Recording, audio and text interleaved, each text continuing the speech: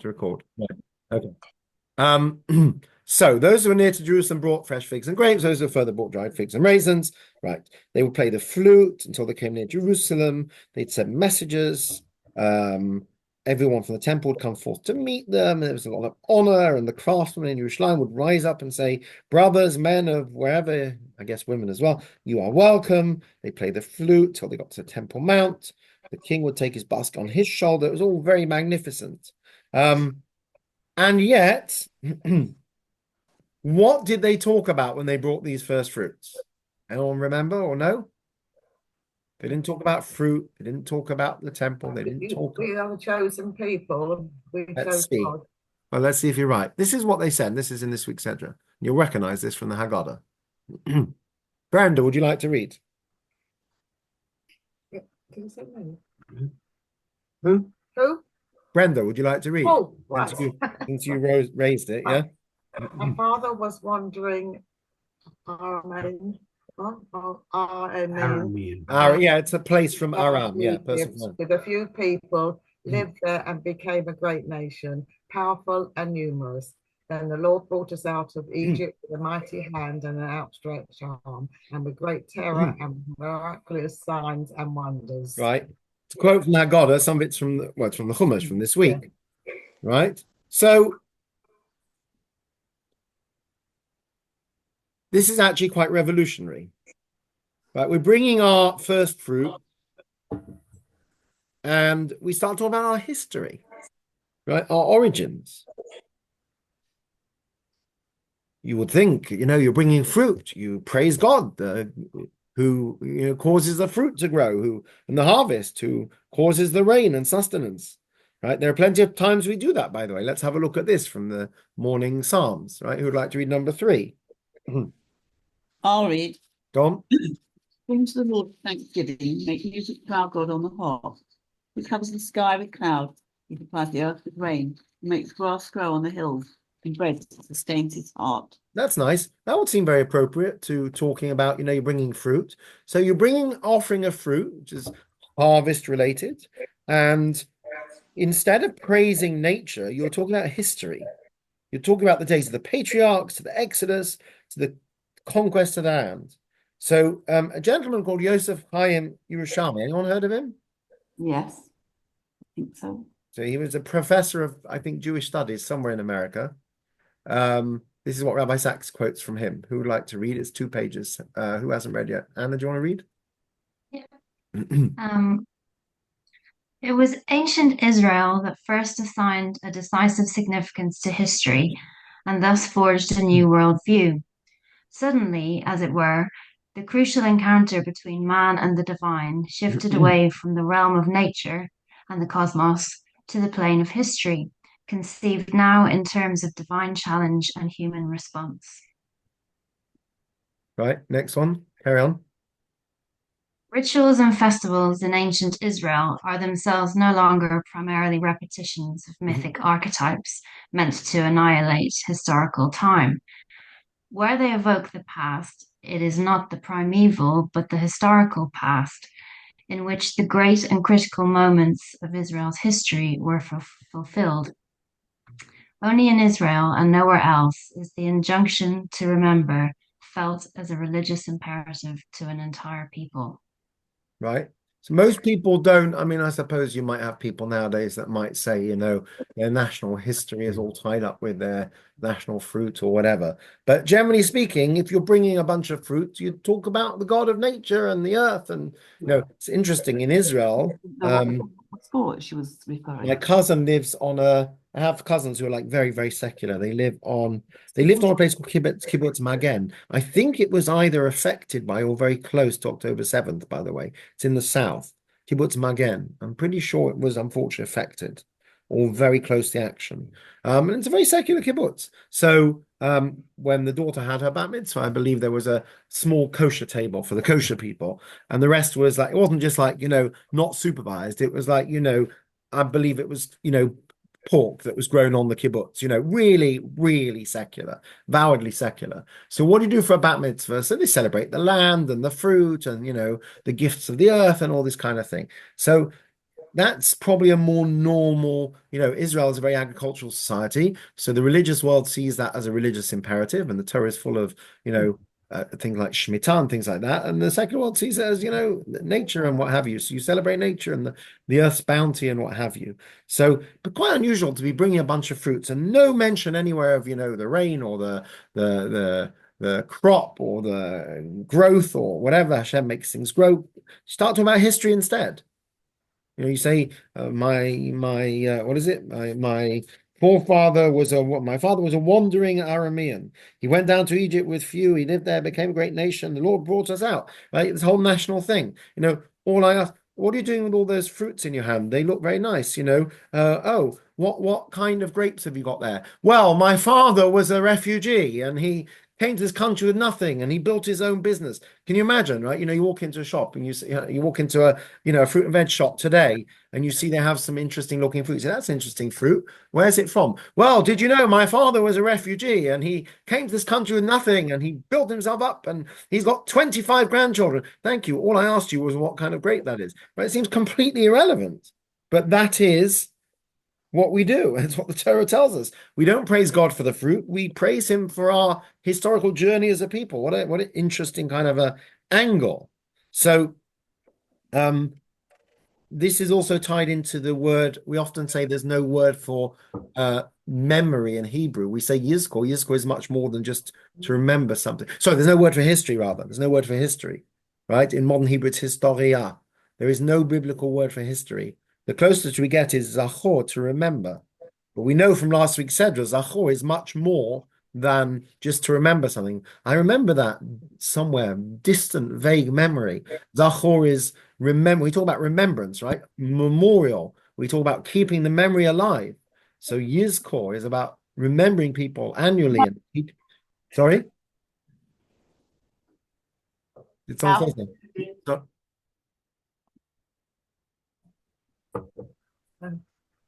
I don't know if you were speaking. There was a delay there. Sorry, please do interrupt. I'm just talking, like on and on. But Yizkor, right? We talk about that a lot when whenever we go to a levaya or a shiva, we say Yehei Zichro Baruch. May this person's zeicher, their memory, their recollection, be a blessing, right? An inspiration. So memory is tied up with the future, not just the past. So here you have the opposite also. That the present is also tied to the past. That the present bringing of these offerings in Yerushalayim is not happening in a vacuum. How did we get to the temple in Yerushalayim? There's a whole historical journey that we took, right? I suppose there are parallels nowadays. I'm very loath to mention it, but some of the stuff you see about, there's a lot of stuff going around about Palestinian stuff and this and that, and a lot of it's nonsense. But, some of it is basically about, the national story of our people. I get that. So, it's not just about, eating dates from wherever. It's about the story behind it. It's about the national story of our people. And by the way, lahavdil, you have this with marketing. When you buy, I don't know, a Heinz product, there's a picture of maybe not Heinz, but, there'll be a picture of the original Mr. Heinz in 1872 or whatever. And, there's a whole story to it. There's a whole history to it. We've been making our product since 1835, or whatever it is. You have a lot of products, right? Since 1860, since 1920. So history is a part of the present as well. So in Judaism, it's absolutely crucial. It's even an imperative that we find as a mitzvah with the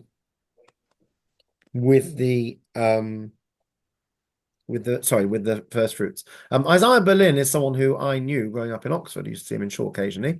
Here's what he had to say. Who'd like to read now? Who hasn't read yet? I think, are we back to you, Iris? I think so. Everyone else read? Anyone else? Yeah, back to you. Okay. All Jews who are at all conscious of their identity as Jews are steeped in history. They have longer memories. They're aware of a longer continuity as a community than any other which has survived. Whatever other factors may have entered into the unique amalgam, which, if not always Jews themselves, at any rate the rest of the world instantly recognizes as the Jewish people, historical consciousness, sense of continuity with the past, is among the most powerful. Right. So I always talk about history in Judaism. We'll talk about the importance of history. Right. Pesach, the whole thing is about telling a story. We often ask the question, why do we Why do we say our forefathers worshipped idols in the Haggadah? Why don't we just say we are free now? We worship God despite the challenges. We're not idol worshippers anymore. Though if you come to my share Wednesday night, you'll find out. Anyone know how many golden calves there were in history? What, golden calf? Yeah, Just the one? I always thought, just the one. And after that, we were one of the reasons we don't use a shofar from a cow. There's various reasons. One reason is it doesn't have quite the same type of horn, I think. The other reason is says that you don't get the exact phrase is you don't get the prosecutor to defend you, right? So the golden calf is what got I mean, it's not what got us in trouble. We got ourselves in trouble, but we got in trouble because of an idol made of a cow into a cow shape. So you don't on Rosh Hashanah, Yom Kippur, when you're asking God for forgiveness, you don't want to say, I'm using a cow's horn. He says, where have I seen a cow before? Where have I seen a cow before? Oh, didn't they dance around that? Wait a minute, and gets all angry about it, right? You don't trigger. Um, so why do we say in the Haggadah, our ancestors worshipped idols, but now we're free? So there's a few different answers. One answer we saw was that it shows how far we've come. The other is because ultimately we have to own our journey, right? Our past, our history is relevant, even when it's traumatic. One thing's after the Shoah, I believe, and I'm not a great expert in this. If anyone knows better, please help me here. That now we have a lot of awareness of trauma and post-traumatic stress and how people can be traumatized for decades by something that happened, and sometimes you don't even realize something is a trigger until it happens to you. So I'll just give you a practical example. We had a fire practice last Shabbos, right? In Yeah. shul, those who were there, right? Yeah. Did you catch? There wasn't the first time the fire alarm went off that Shabbos. It went off at 5 a.m. as well. Yes. We Yes. all woke up and the kid said, there's a fire alarm coming from the shul. No, in fact, Ellie said, the shul's burning down, which wasn't helpful. So, of course, we all ran outside. And I had a flashback because some of you may know the story. In 2005, we had a fire in the shul in Cardiff and we lived behind the shul and the fire brigade knocked on the door. So what happened last Shabbos is we had a heavy pounding on our front door. We answered it and they said, we've managed to get in, but we can't get into the building because someone let us in. So we let them in. They checked the panel, turned out to be a fault, whatever. But I realized afterwards that I was actually briefly very traumatized because it suddenly took me back to that time, whatever it was, 19 years ago when the same thing happened.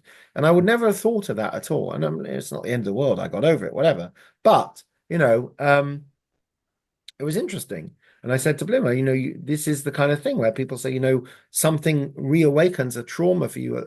I would never have thought about it, but having the fire brigade knock on the door at 5 a.m. and say the shul is on fire or there's an alarm at the shul suddenly just threw me back in time and was quite unsettling. So my understanding is, and now we have a lot of awareness of this, children that have seen trauma, whether it's war or, the children in Sderot or unfortunately the whole year in Israel, that have grown up, going to bomb shelter is quite traumatic as well. There's a whole narrative around at the moment. You've got people, I don't know if anyone saw, there's Palestinian protesters disrupting children's performances in theaters and things like that. And they say, you're traumatizing these children. Well, at least these children aren't being traumatized like the Palestinian children that are getting killed. So that's not a reason to go around traumatizing everyone. In fact, we try to protect children from certain types of trauma because we know it has a certain effect. But my understanding is our understanding of trauma and responses to trauma. And by the way, Israeli society, unfortunately, quite high rates of, I'm afraid, suicide, actually, I think, recently, and domestic violence. And a lot of it is probably linked to living through a perpetual state of war, where you're very traumatized all the time. You're very on edge, we know. So my understanding is that it all really started after Vietnam, I think in the late 60s and 70s, when people coming back from Vietnam and they were traumatized and there started to be an awareness of how people were affected psychologically. But that wasn't always the case. So now people understand if someone, for example, has been through if there's been a school shooting or someone in a school, if a child has taken their own life, there's an awareness the other children will need support. Traumatic.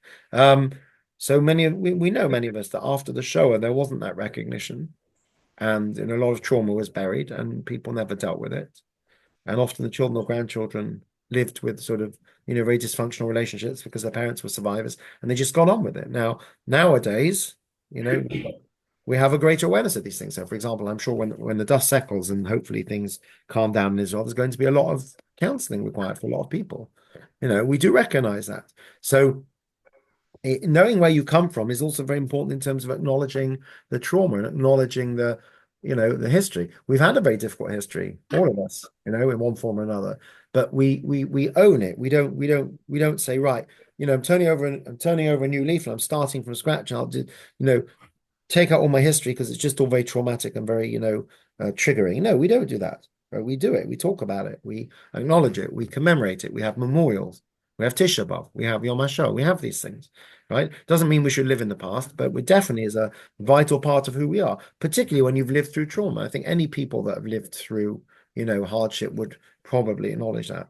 That's very central to Judaism, past, present, and future, all rolled into one. So even when we're doing a mitzvah in the temple, which involves bringing first fruits, we harp on about our ancestors because that's what it's all about, right? And the truth is, we are all byproducts of our childhood and our, history as well, right? That's what affects. You didn't tell us how many golden calves there were.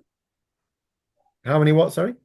You asked us how many golden calves there were. Oh, sorry. Right. So you didn't tell us how many. Yes. So I got distracted. So there were at least three. King Yerovam, who was a nasty man, who caused a lot of trouble. And if you come Wednesday night, I'll tell you about it. I'll record it as well for those who can't make it. King Yerovam set up 2 golden calves and got people to worship them in the northern kingdom. So there have been a few in history. You would think, wouldn't you, that of all the things you could tempt a Jew with, a golden calf would fail. Because they'd say, we've done this before and it didn't end well, right? But somehow, history repeats itself. People are determined to make the same mistakes again. People are funny like that. Even though you would think nobody would, it's a powerful thing. That's why it's good to remember your history, because otherwise you repeat it. Right. Yes, you have to know your history. You have to know the mistakes you made. There's a beautiful thing. I think twice shy. Sorry? Once bitten, twice shy. Right.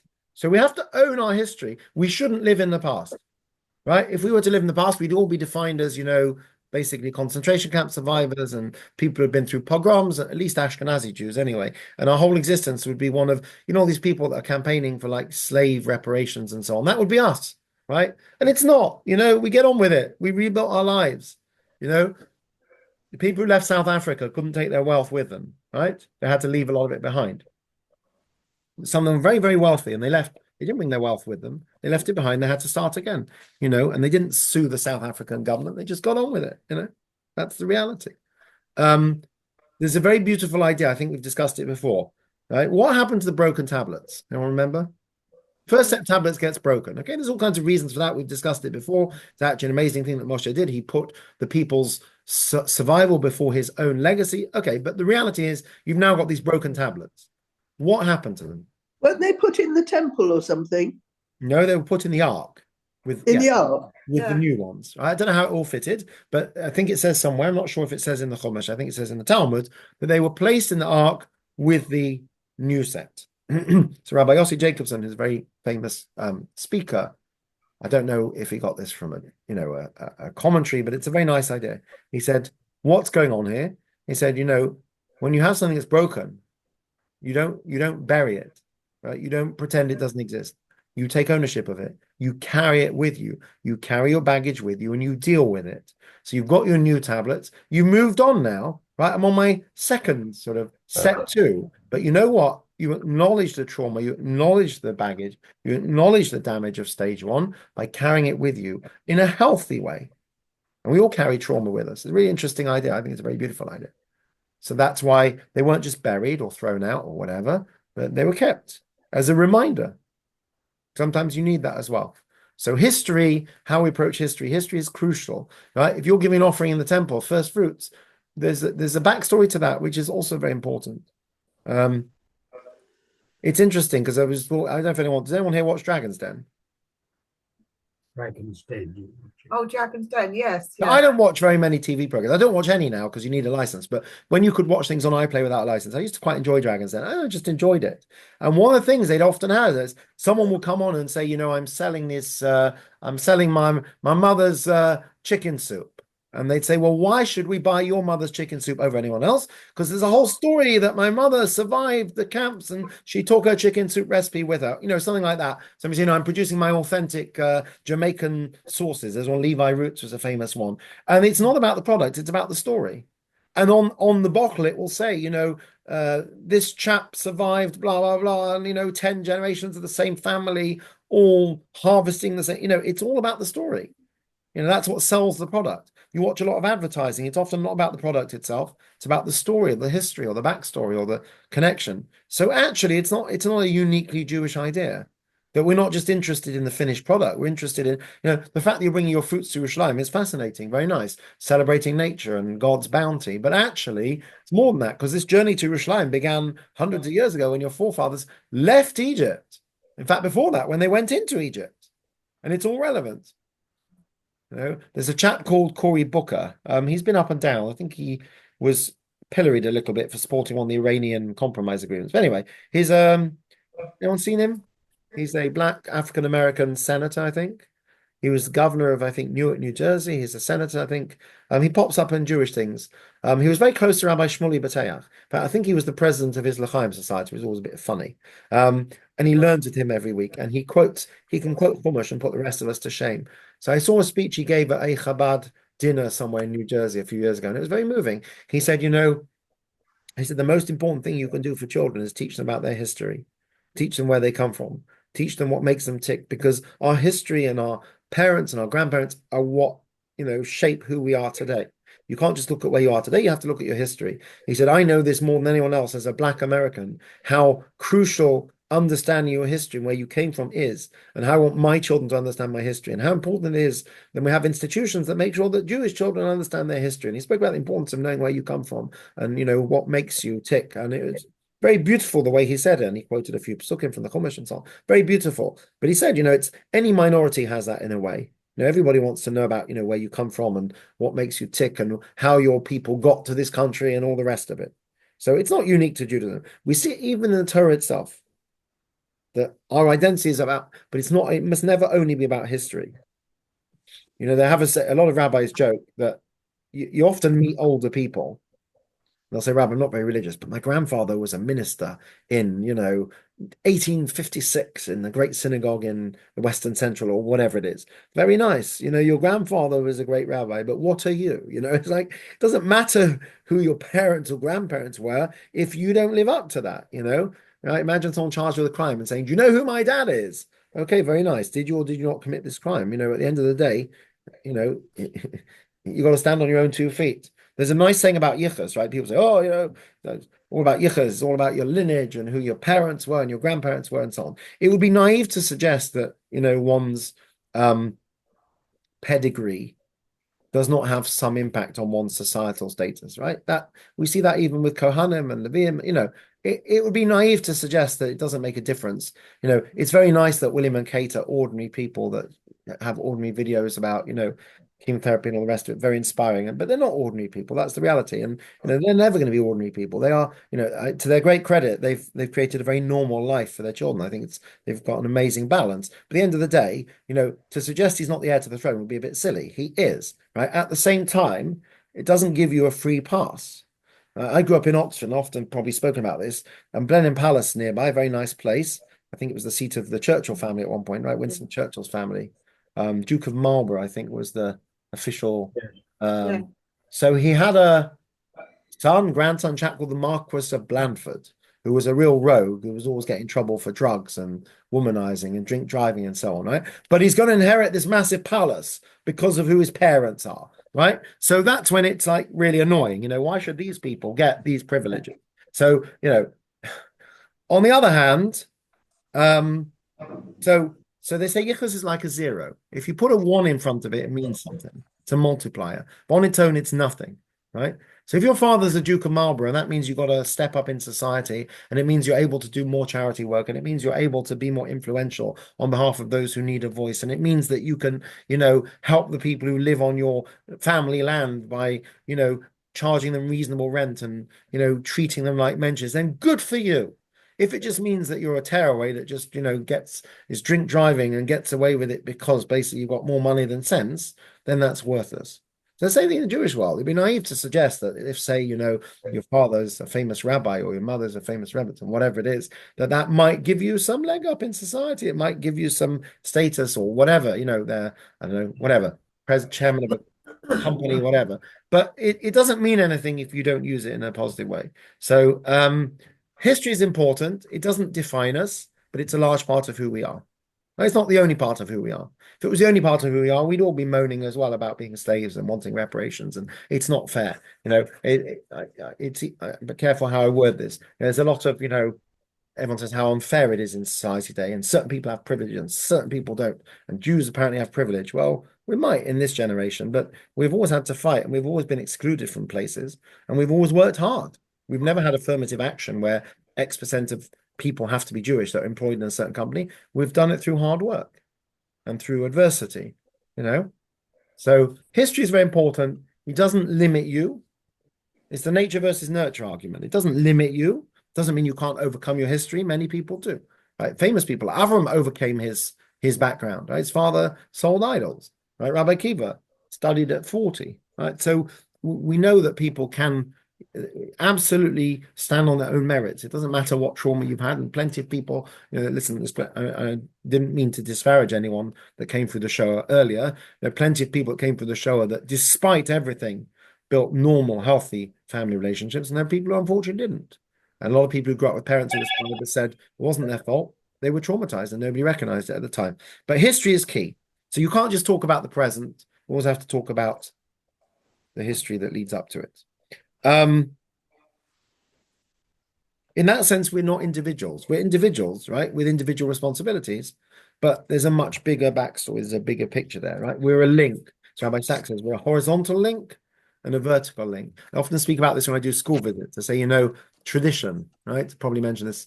There was a chap called the Transporter. He was an African-American driver, and a lot of people in Crown Heights used to use him to go to the airport and stuff. He's a very nice guy. So called himself the Transporter. And he said to us once, he picked us up once, we knew him quite well. We'd use his taxi services. And he said, the problem with you guys is you're totally predictable. And he said it with no malice. He said, every Saturday you do this, and once a year you do that, and every Passover you do this, and it's, everything you do is very predictable. And there's a certain truth. There's a certain truth to that. We're in some ways we're not very individual at all. We're very predictable. Tradition is very important. Tradition is doing the same things again and again and again. So when I speak to school children, I often give the example of the blowing of the shofar. I said, you have to understand that when you come to shul and you hear the shofar on Rosh Hashanah, you're not just fulfilling a mitzvah. I didn't think of this until now, but as Rabbi Sachs says, it's horizontal and vertical. First of all around the world, Jews are home from work or school, going to shul or going wherever they go to hear the shofar. So it's not just the shofar sounding in Woodford, the shofar is sounding all around the world. So we're linked, we're not limited by physical geography. We are linked to people all around the world that are doing this at the same time. It's a very powerful thing, and even if your son or daughter or grandson is in a different country or they're in Gaza or whatever it is, but they're also going to hear the shofar. They're going to sit down and have apple and honey, even though they're on the other side of the world. So we're all linked. We're also linked backwards and forwards in time as well, because our grandparents did it and our great-grandparents did it all the way back to Moshe Rabbeinu. And please God, our grandchildren will do it as well into the future. It's a very powerful thing, that. Right? We don't exist in a vacuum. Right? You can say that about anything. When you hear the Torah reading every Shabbos, this is what your ancestors did, and this is what people all around the world are doing. They're all around the world. People are sitting down to Friday night Kiddush and lighting candles. Very powerful thing, that sense of belonging. Aside from the religious imperative, the kind of cultural aspect of that, the sense of belonging is very powerful. It's probably why a lot of people do things. You ask people why they light Shabbos candles. I don't know if every single person will say because it's a mitzvah of the rabbis, one of the rabbis' mitzvahs that we have to do. And all people say my mother did it, my grandmother did it, or my friends do it, and it's a beautiful symbolic thing that we do, and it's a tradition. Very powerful thing. So that's reflected in this week's Sedra. When you bring your first fruits, you do tradition. Right? It's all about tradition.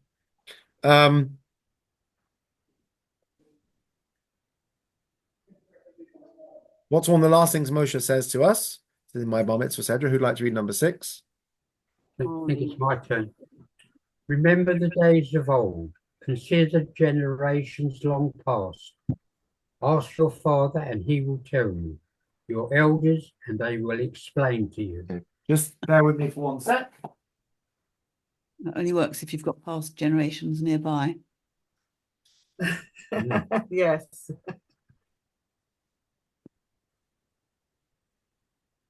And that the generation below you wants to hear.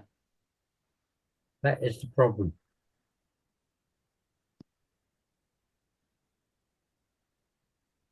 How are you feeling, Sally? I'm fine, but I'm frustrated because I can't. Okay. I want to go and bake and I can't stand up. So. Sorry, we have a special guest, right? Say hi to everyone. Can Good you see morning, everyone? Shayna. Okay, so Shayna, thank you. right, remember the days of old. This is in Devarim, right? Ask your father. This is also the thing, we have great respect for our parents and our grandparents. They will tell us what it's all about. That's what it's all about. It's about history. It's about the building blocks they built for us. There's a big thing with they talk about the youngsters that they know better. Have you seen this thing going around? The kids say the kid says to his grandma, "Do you know what, Grandma? We've started recycling, and we even wear the same clothes twice now." She's like, "Do you know what we did when I was little? We didn't have plastic bags. We used paper bags, and we reused things, and we wore the same clothes every day, and we walked places, and we bought a washing machine. It lasted 20 years. We didn't throw it out after 2 years. So sometimes old is good." This is Rabbi Sachs's take. Who would like to read? Jeff, would you like to read Rabbi Sachs today? Oh, I just did, but I'll read again.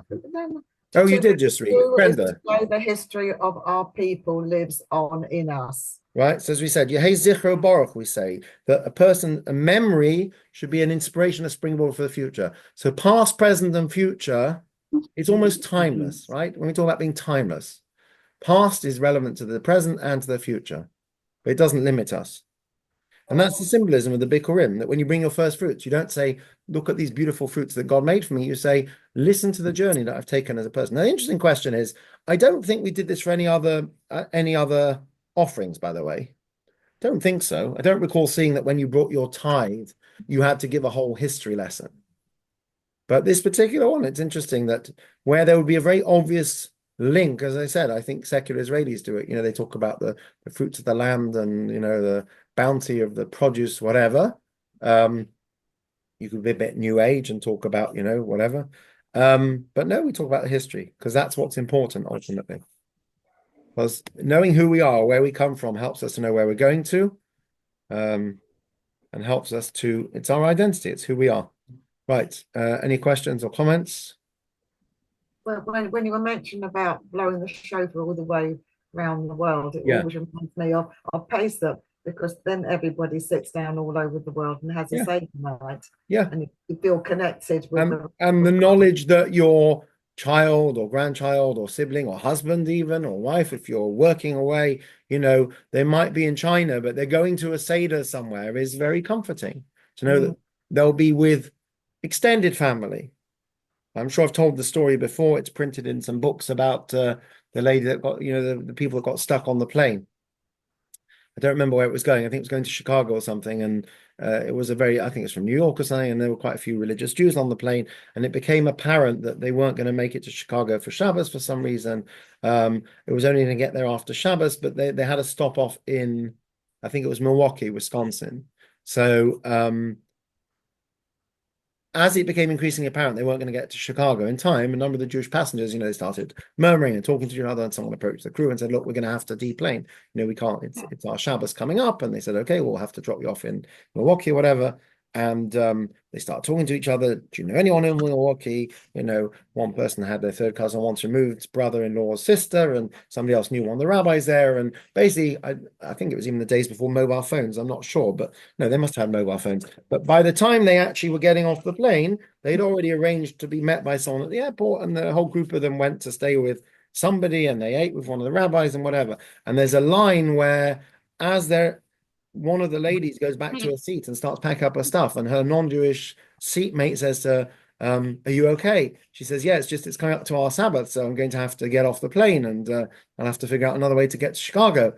So he says, "Well, do you know anyone in this city?" She says, "No." He says, "Do you know any of these other passengers that you're mingling with?" She says, "No, never met any of them before." So he says, "So let me get this straight. You're getting off this plane with a bunch of strangers you've never met before. You're going to some strange address to spend a weekend with people that you don't know. She's like, yeah, basically. He's like, well, good luck to you, right? And they have this Shabbos, and it's a wonderful Shabbos, and they all bond and whatever. So at the end of the Shabbos, she manages to get through to her husband, who obviously realized she wasn't going to make it home. And he says, so where did you spend Shabbos in the end? So she thinks for a moment, she says, I spent it with family. It's a beautiful story called Home for Shabbat. So, that sense that we're all connected is very powerful. Very powerful. Please pick up that And button it's, that's on the I floor. like this horizontal vertical idea. We also say to our kids, you have to do this because your grandparents did it, which is not always the best reason. But don't negate it either. Tradition is very important. Tradition is also important. Keeps us going. The Put it reason in a the lot of drawer people next to do your things. side of the bed or in your back Where it will pocket. never ever be found again or remembered what it's for. Oh, I will remember. I had a young lady who came with her Jewish girl who came with her non-Jewish fiance, and they came to learn with us for a few weeks. Not sure what happened in the end, if he did or didn't convert, but it's a very interesting experience because she wasn't her parents were quite. She had a brother who was very frum, so her parents were like strictly kosher and Shomer Shabbos and had grown a lot through that. But she herself was like very traditional. Friday night probably kept some kind of kosher, etc. Not sure how she'd ended up with this chap. It wasn't an obvious, probably because she was living out of town and she wasn't meeting Jewish boys and whatever. And we were learning with them. We were talking about different things, and she says, my religion is very important to me. I can't imagine Friday night without. Now she didn't say without kiddush and hamotzi and benching. She said without chicken soup and matzah balls and challah and whatever else, right? Lokshen pudding, whatever. So he said, the boy, I don't understand what you've just described as cultural. It's not religious. We had a very interesting discussion, realized that what for her was really important. Yeah. So if she would have said Friday night to me is about, staying home and switch off my phone. And, if we get married, this is something you'll have to just understand and please accept and embrace. Makes a bit of sense. If you say basically Friday night for me is about my cultural foods that my family eat because they're from a certain part of Europe 100 years ago, and say, well, that's very nice. That's your culture. That's not my culture. Like it's cultural. Now you can share someone else's culture, but it is just culture. It's not, obligation. But it was funny how we all see these things as obligations and religious imperatives, a lot of which are just cultural. And most of the food we eat is Ashkenazi. If you're Sephardi, you wouldn't eat that food. It does amuse me when people say how, it's so important to have bagels on Sunday morning. It doesn't say that in the Torah, actually. Don't think so anyway. But we shouldn't negate these things either, because it also keeps people doing things. History is important, tradition is important, culture is important. And obviously the fact that God told us to do it is also important. All these things contribute to the equation, hopefully a positive way. Right, I think we will stop there. So hopefully we'll see all of you at some point. So in terms of having more notice of things, you've got 2 weeks notice for Salichas. So hopefully everyone can make it for that. And sorry, the poster didn't say where it is. It is in our shul. Yes, I know. I noticed that. I somebody, knew it was in our shul, but I was looking at the poster and I said, it doesn't say that it's in our shul. I forgot to put it on there, so I added it. But security. But no, it wasn't for security. It was just oversight. Too many things going on at once. yes. But somebody identified the chap in the picture. It's quite funny. That was me. Ukraine or something. No, I asked you it looks like somebody they asked knew. you where it was going to be. Right. No, so somebody else, Rabbi Eli Pink, a friend of mine from Leeds, put he looks exactly like a guy I used to know in Ukraine or something. So there we go. Right. Have a good week, everyone. Hope to see you at some point. Thank you. I said see you on Tuesday. Yeah. Bye. Tomorrow. Please God. Bye-bye. Bye. To other people. Bye. Thank you, Rabbi. Bye, baby. Bye. Have a Thanks good very